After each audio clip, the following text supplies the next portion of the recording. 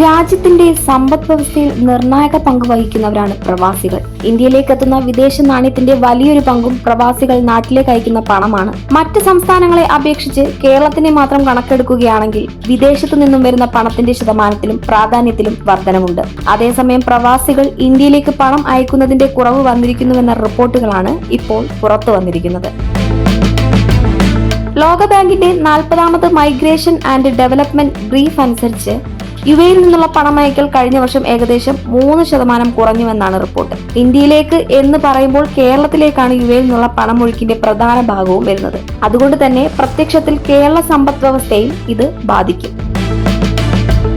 കഴിഞ്ഞ വർഷത്തെ $39.67 ബില്യൺ അപേക്ഷിച്ച് ഈ വർഷം $38.5 ബില്യൺ ആയിട്ടാണ് പണം അയക്കൽ കുറഞ്ഞത്. 2019 യുഎയിൽ നിന്നും ഇന്ത്യയിലേക്ക് അയച്ചത് $52.88 ബില്യൺ ആയിരുന്നു.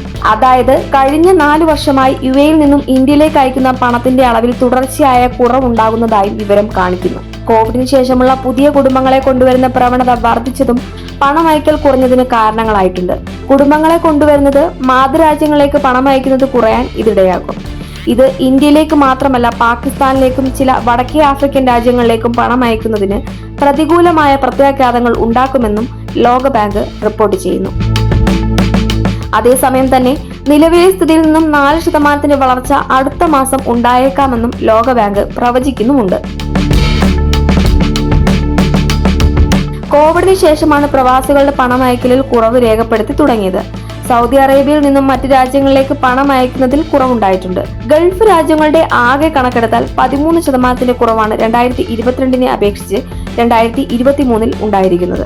2023 പ്രവാസികളിൽ നിന്ന് ഏറ്റവും കൂടുതൽ പണം എത്തിയത് ഇന്ത്യയിലേക്കാണെന്നും റിപ്പോർട്ട് പറയുന്നുണ്ട്. മെക്സിക്കോയ്ക്ക് 66 billion, China 50 billion, Philippines 39 billion, Pakistan 27 billion എന്നിങ്ങനെയാണ് കണക്കുകൾ. $120 ബില്യൺ തുകയാണ് ലോകമെമ്പാടുമുള്ള പ്രവാസികൾ ഇന്ത്യയിലേക്ക് അയച്ചത്. Mexico 66 billion, China 50 billion, Philippines 39 billion, Pakistan 27 billion എന്നിവരാണ് തുടരുന്ന സ്ഥാനങ്ങളിൽ ഉള്ളത്.